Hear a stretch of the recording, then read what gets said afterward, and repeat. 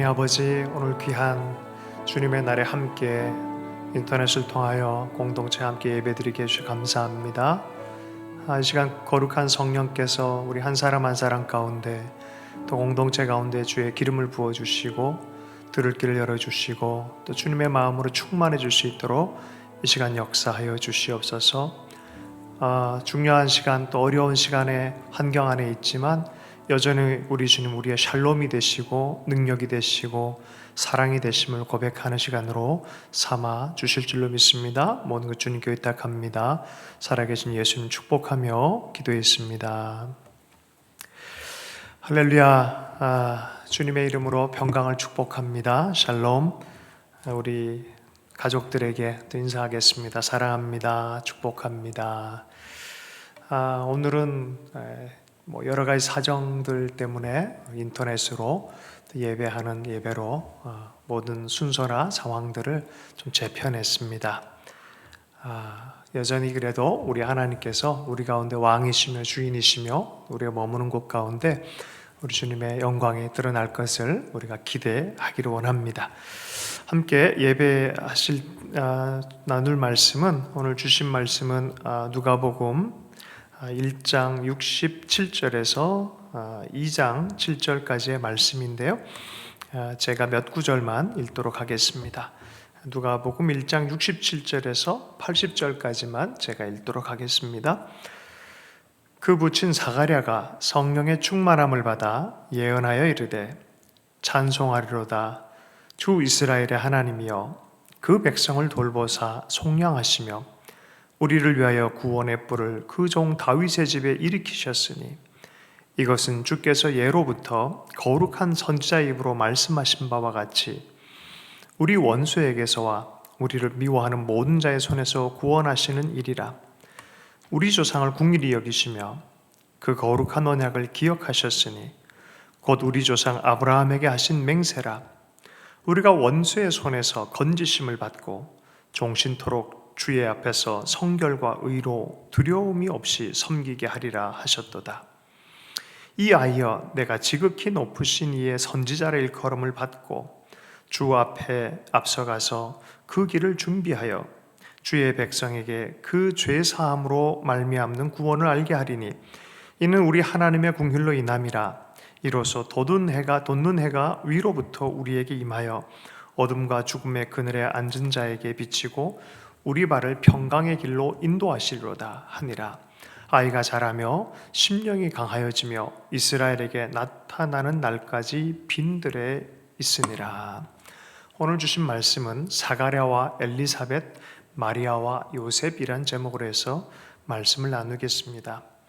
오늘 이 세례 요한에 대한 이야기와 예수 그리스도에 대한 이야기를 통해서 우리 하나님의 전능하심과 하나님의 언약하심이 어떠함인지 우리가 더 아는 시간이 되었으면 좋겠습니다. 크리스마스 시즌이 점점 더 깊어지고 있습니다. 상황은 코로나 때문에 국민 모두가 또 전 세계적 상황들이 어려운 상황이지만 여전히 이 소식이 우리에게 소망이 됐으면 좋겠습니다. 누가복음에서는 족보가 특별히 세례 요한과 예수 그리스도의 이야기, 탄생 이야기 이후에 나옵니다. 인간 세계에 하나님께서 천사를 파송함으로 이 이야기가 시작이 되죠. 그 천사의 이름은 가브리엘이라고 일컬어집니다. 1장 28절의 말씀에 이렇게 시작합니다. 예수의 나심은 이러하니라. 이렇게 시작하고 하나님부터 명령을 가브리엘이 받습니다. 먼저 너는 가서 갈릴리 나사렛이란 곳에 가서 다윗의 자손 요셉이라는 사람과 약혼한 처녀 마리아에게 가라라고 보냄을 받습니다. 하나님의 나라의 일을 섬기는 천사의 존재가 이 당시에 이 일들을 시작하는 소식을 가지고 있습니다. 그 내용을 보면요, 은혜를 전하라라고 말하고 있고 하나님께서 주시는 메시지를 정확하게 전하라는 것이 바로 구세주가 나신다라는 소식을 전하라고 말합니다. 그래서 천사가 와서 첫 고백이 이것입니다. 은혜를 받은 자여 평안할지어다. 평안할지어다. 은혜를 받은 자여 라고 시작합니다. 그 다음에 구절이 주께서 너희와 함께 계시도다. 정말 대비 안 되고 상상도 못했고 그가 오리라고 상상도 못했는데 일상의 삶을 사는 마리아에겐 충격적인 말입니다. 그래서 29절의 말씀에 보면 처녀가 그 말을 듣고 놀라서 어찌 이런 인사가 있느냐 하고 생각을 하기 시작합니다. 놀랐습니다. 천사가 앞에서 그 얘기를 하니까 이게 도대체 뭔 일일까라고 생각합니다. 그랬더니 천사가 설명을 해줍니다. 30절과 31절을 보면요, 천사가 이르되 마리아여 무서워 말라. 내가 하나님께 은혜를 입었느니라. 큰 은혜를 입었다라고 말합니다. 그리고 보라, 내가 잉태하여 아들을 낳으리니 그 이름을 예수라 하라. 두려워하지 말아라. 네가 하나님부터 큰 은혜를 입었다. 은혜란 것은 내가 만드는 게 아니에요. 하나님이 주셔야 받는 것입니다. 하나님께로부터 오는 놀라운 축복의 은혜를 받았다라고 말합니다. 근데 그것이 무엇이냐, 바로 네 몸 안에 예수 그리스도를 잉태하게 될 것이다라는 거예요.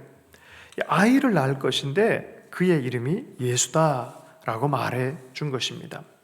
32절에는 이 예수 그리스도에 대해서 좀 더 설명을 해줍니다. 그는 큰 자가 될 것이고 지극히 높은 이의 아들이라 일컬음을 받게 되어질 것이고 주 하나님께서 그 조상 다윗의 왕위를 그에게 주시니라고 말합니다.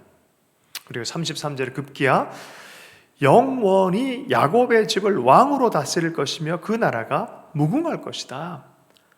이게 무슨 말씀입니까? 다윗에게 얘기했던 내 후대로부터 왕이, 영원한 왕이 태어날 것이다 그랬고요.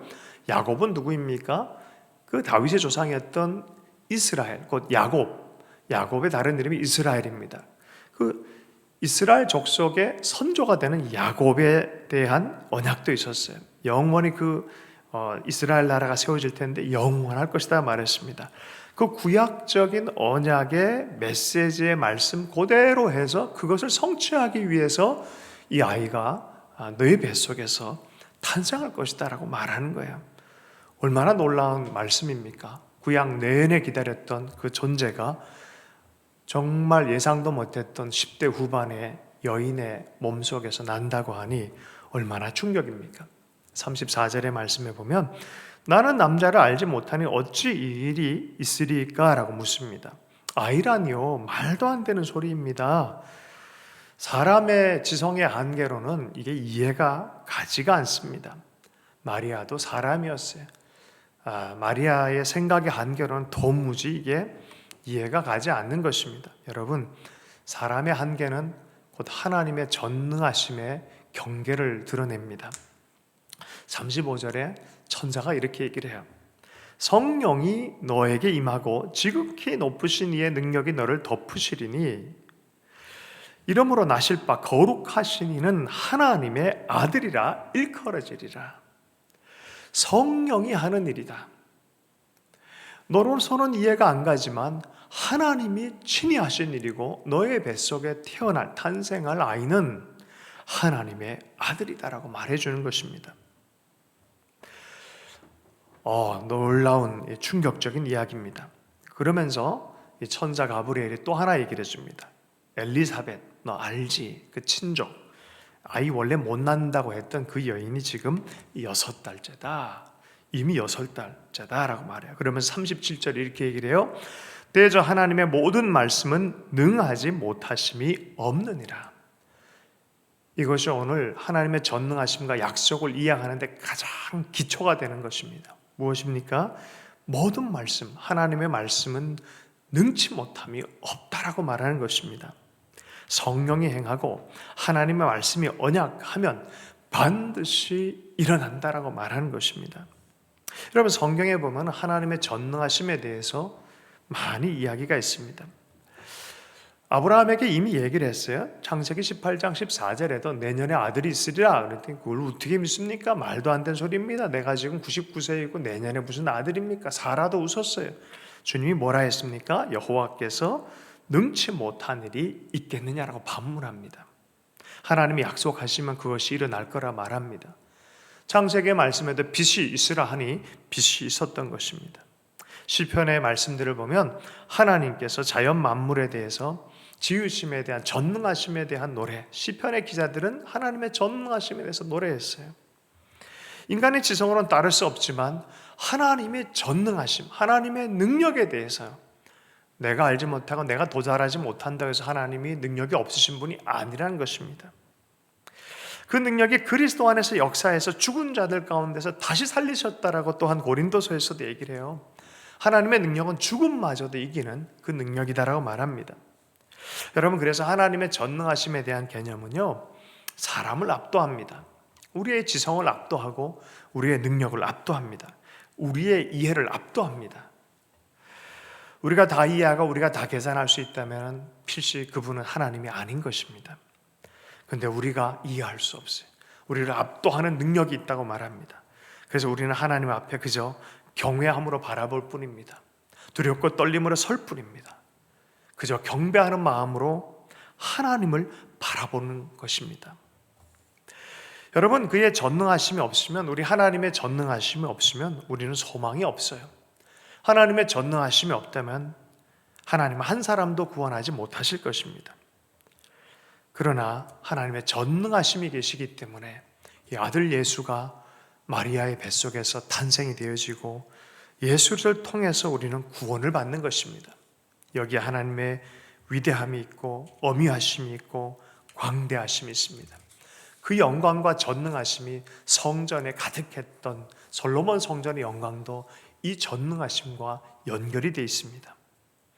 마리아가 하나님의 전능하심에 능치 못한 일이 있겠느냐라고 말하면서 엘리사벳이 그런 경험을 똑같이 했다라고 말해준 거죠.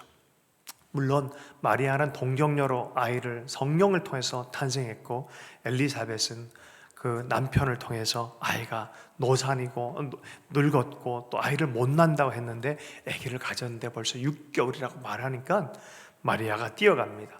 36절 말씀에 엘리사벳을 찾아서 빨리 산골 동네로 뛰어갑니다.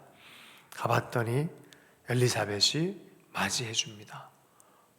벌써 하나님의 감동을 통해서 이 두 사람은 간증과 간증을 서로 할 수 있는 사이가 됐어요. 그곳에서 3개월을 같이 있었다고 성경은 얘기합니다. 세례 요한이 마리아가 들어오고 문안하자마자 뱃속에서 세례 요한을 낳을 엘리사벳과 더불어서 성령이 충만해집니다.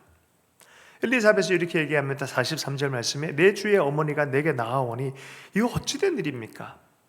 문안하는 소리에 내 복중에 기쁨으로 이 아이가 뛰놉니다. 성령 충만했다. 근데 엘리사벳이요, 기가 막힌 얘기를 합니다. 45절 말씀이에요. 주께서 하신 말씀이 반드시 이루어지리라고 믿는 그 여자에게 복이 있느니라. 서로 간증을 나누니까 너무나 놀라운 간증이에요. 둘 다 천사가 그 가정에 방문을 했어요. 똑같은 천사예요. 가브리엘이 방문을 했었습니다. 여러분, 이게 바로 소그룹이에요. 진정한 소그룹의 모습이 여기 있어요. 하나님의 스토리와 그 연결된 인생과 하나님의 스토리가 연결된 인생이 서로 만나서 예수 그리스도의 하실 일, 하나님 나라의 할 일들을 나눕니다. 위로자, 격려자, 증언의 동력자, 하나님 나라의 뜻을 서로 동력하는 역사가 여기에서 일어나는 것이죠.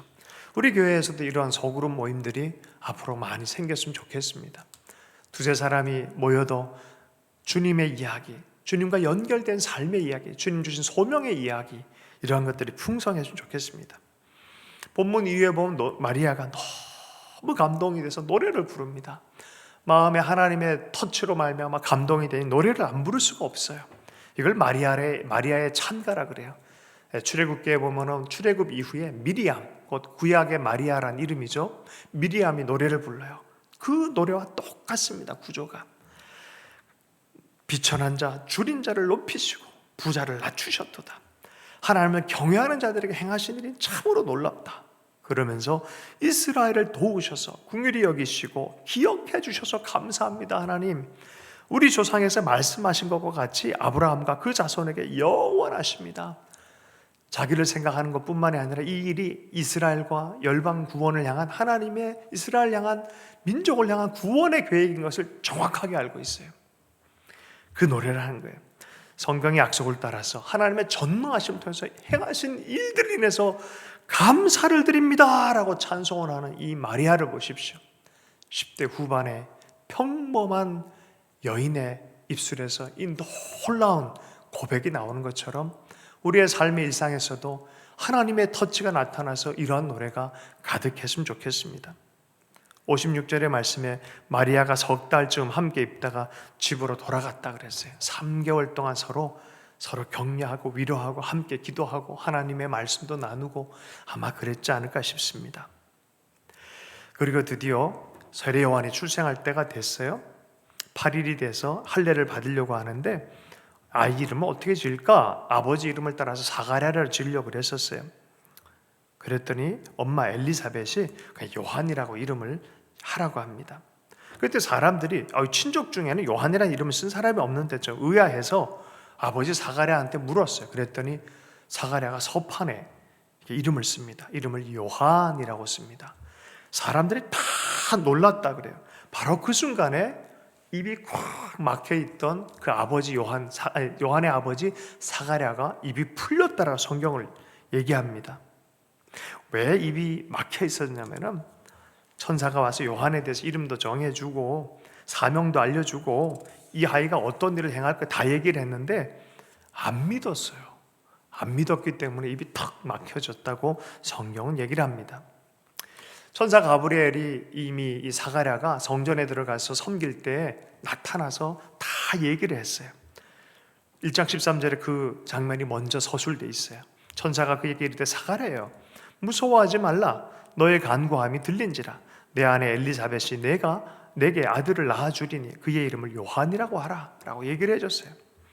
그 아이의 특징을 설명해 줍니다. 너와 사람들이 그 아이가 나면 되게 기뻐할 거다.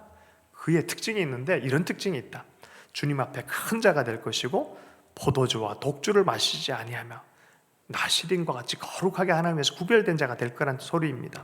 모태로부터 성령 충만함을 받아 이스라엘 자손을 하나님에게로 돌아오게 하는 사람이다.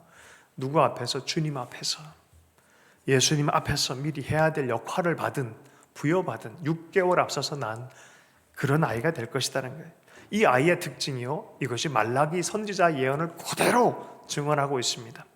예수님 오시기 400년 전에 말라기 선지자가 말라기 4장 6절의 말씀에 4장 5절부터 이렇게 4절부터 쭉 보면은 엘리야의 심령으로 오는 자가 있을 거고 아버지의 마음을 자녀에게, 자녀의 마음을 아버지에게로 돌이키는 그런 사람이 와서 이 땅을 저주받지 않게 할 것이다 라고 말합니다. 또 오늘 본문에 보면 27절의 말씀에 1장 17절 이렇게 얘기합니다. 이 세례 요한에 대해서 설명하고 있어요. 엘리야의 심령과 능력으로 주 앞에 먼저 와서 아버지의 마음을 자식에게, 거스린 자를 의인의 슬기에 돌아오게 하고 주를 위하여 세운 백성을 준비하리라. 먼저 회개시키면서 저주받지 않게 하기 위해서 미리 보내서 준비하고 있다는 거예요. 말라기 4장 6절에 말라기 선자를 향해서 했던 그 예언의 그대로를 이어서 이 엘리야의 심령으로 온 세례 요한에 대해서 얘기를 한 거예요. 가브리엘이 이 아버지한테 이 얘기를 다 얘기를 해준 거예요. 그런데 18절의 말씀에 보면 사가랴가 천사한테 이렇게 얘기를 한 거예요. 내가 어떻게 알겠습니까? 내가 늙고 아내도 늙었는데 무슨 애기입니까? 이런 분위기로 얘기를 한 거예요. 그랬더니 19절에 나는 하나님 앞에 선 가브리엘이다. 이렇게 자기 정체적인 천사가 답답했던지 나는 하나님 앞에서 왔다. 좋은 소식을 전하라고 보냄을 받았는데 네가 이렇게 얘기하는구나. 보라, 사인을 하나 줄 것이다. 그러면서 네가 내 말을 믿지 않은 것 때문에 네 말을 못할 거다. 애기가 태어날 때까지 말을 못할 거다. 두 번째, 때가 이르면 내가 오늘 얘기했던 이 모든 게 다 이루어질 것이다 라고 말하는 거예요. 그래서 사가랴가 말을 못했던 거예요. 아이의 이름을 쓰고 드디어 요한이라고 천사가 얘기했던 이름을 그대로 쓴 그때 드디어 입이 풀렸다라고 얘기를 하는 것입니다. 여러분, 하나님의 말씀이 드디어 아멘으로 내 실행 가운데 나타날 때요, 묶였던 게 풀려지기 시작합니다. 곧 엘리사벳이 아이를 가지고 5달 동안 숨어 있었어요. 엘리사벳도 희한한 일이 생겼으니까 숨어 있다가 6개월 동안 이렇게 드디어 마리아가 와서 얘기가 되어지고 또 10개월 만에 애기가 나오고 나서 이름까지 다 얘기해 주니까 드디어 말이 풀려지면서 놀라운 간증거리로 아이가 태어나서 이가 누구라고요? 예수님보다 6개월 일찍 태어난 세례 요한입니다. 그러니 이렇게 얘기하면 주께서 돌아보신 날에 사람들 앞에서 내 부끄러움을 없게 하시려고 이렇게 행하십니다. 미리 이렇게 경험하게 한 거는 나중에 하나님이 큰일 행할 때 방해가 되지 않도록 미리 다 준비하고 그때 부끄러운 일을 행하지 않도록 미리 다 경험하게 한 것이다 라고 말하고 있는 것이에요. 얼마나 놀랍습니까? 신비한 하나님의 역사와 말씀의 언약을 통해서 두 아이가 태어났어요. 예수 그리스도 앞에 태어난 세례 요한의 이야기입니다. 그리고 이제 태어나실 아기를 우리가 기다리는 본문으로 넘어갑니다. 여러분, 사가랴도 예언적으로 얘기를 한 게 오늘 제가 본문에서 읽었던 말씀인데요. 똑같은 얘기를 해요. 72절에 우리 조상을 긍휼히 여기시며 거룩한 언약을 기억하셨으니 우리 조상 아브라함에게 하신 맹세다라고 해서 아브라함 때부터 계속 말씀했던 그 언약을 얘기를 해요. 두 번째, 구원의 뿔 다윗의 집을 일으키겠다는 예언에 대해서 또 얘기를 하세요. 똑같이 얘기를 해요. 76절, 이 아이여 내가 지극히 높으신 이의 선지자라. 이 아이의 정체성에 대해서도 얘기를 합니다. 놀라운 말씀이죠. 그리고 2장에서는 드디어 주인공이 되신 예수 그리스도의 탄생에 대한 이야기가 됩니다. 2장 1절, 그때 아구수도가 영을 내려 천하에 호족하라 하니라. 여러분, 이 장면에서 우리 예수 그리스도가 나시는 그 모든 환경이 세례 요한만 보낼 뿐만 아니라 구약의 모든 말씀도 맞출 뿐만이 아니라 천계까지 동방박사를 통해서 별을 통해서 움직이기 시작했고요. 땅에서는 로마의 모든 정치력까지 움직여가지고 아구스토로 하여금 예언의 말씀을 성취하도록 그때 호적하라고 가라고 하게 한 거예요. 그래서 결국 간 곳이 어디입니까? 갈릴리 나사렛 동네에서 살면서 베들레헴이라는 곳에 가는 거예요. 베들레헴은 바로 구약 예언에서 아이가 날 그 장소다라는 그러한 이해함이 있는 곳입니다. 결국은 그 자리에 가서 본적에서 호적을 신고하게끔 만들어버린 것이죠. 하나님은요, 전능하신 분이십니다. 하나님이 약속을 성취하시는 분이십니다. 고린도후서 1장 20절 말씀입니다. 하나님의 약속은 얼마든지 그리스도 안에서 예가 되니 그런즉 그로 말미암아 우리가 아멘하여 하나님께 영광을 돌리게 되느니라. 성경 모든 언약의 약속의 말씀이요 예수 그리스도로 집중되어 있습니다. 그 예수 그리스도에 집중되어 있습니다. 창세기 3장 5절 말씀에도 사탄이 인류 전체에 조상되는 사람을 흔들어 놨을 때 뱀의 머리를 여자의 후손이 깰 것이다라고 약속했어요. 드디어 여자의 배에서 나오는 그 후손, 그 아이 예수가 날 때가 된 거예요. 창세기부터 시작됐어요. 갈라디아에서는 바울이 이렇게 얘기를 합니다. 창세기 17장의 해석을 덧붙이면서 그 아브라함에게 대적의 문을 취할 것이다라고 말했던 그것은 여럿을 얘기한 게 아니다. 갈라디아서 3장 16절에서 얘기를 해요. 바울이 여러 자손을 얘기한 게 아니라 오직 하나를 가리켜 내 자손이라 했으니 그리스도라. 여러분, 성경 전체가 보이십니까? 그리스도 예수에게 완전히 집중하고 있어요. 하물며 야곱도요, 돌아가실 때 자손들을 위해서 다 기도했어요. 그랬을 때 유다를 향해서 기도를 해줍니다. 이때 당시만 해도 유다는요 별로 유명한 대상이 아니었어요. 그런데 이런 예언을 해요. 유다 자손에게 치리자가 나올 거다. 실로가 오기까지, 예수님이 오기까지 계속 치리자가 나고 예수 그리스도는 영원한 치리자가 될 것이다 라는 그런 예언의 말씀입니다. 그래서 예수님의 별명이 유다의 사자이십니다.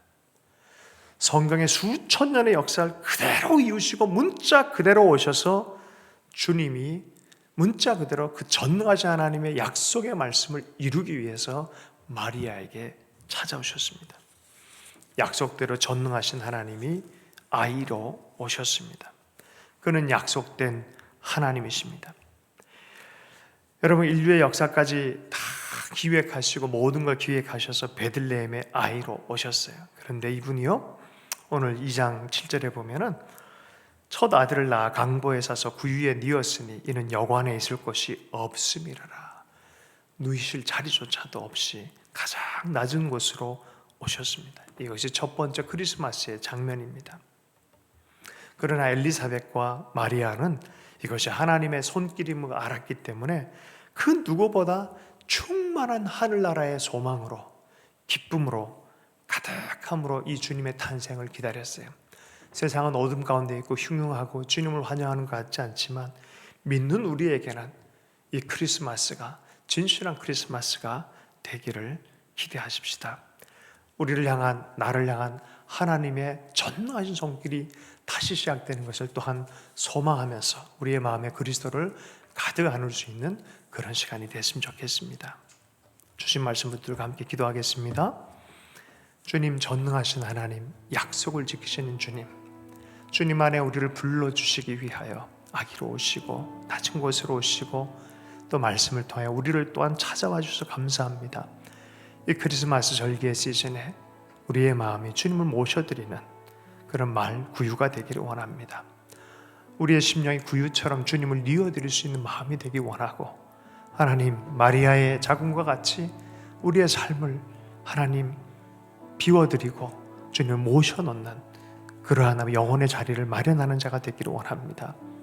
세속이 많이 흉흉하지만 우리 마음만큼은 전능하신 하나님을 모시고 품에 안는 참된 크리스마스의 시즌 되게 해주시고, 우리도 마리아와 연합하여 믿음의 사람들로, 전능하신 하나님의 약속받은 자들로 사용받을 수 있도록 역사해 주시기 원합니다. 이 크리스마스 시즌 가운데 하나님 기적의 역사, 하나님의 말미암아 마리아와 같은 믿음의 고백이 있는 역사가 있을 수 있도록 축복하여 주시옵소서. 주 예수님 축복하며 기도했습니다.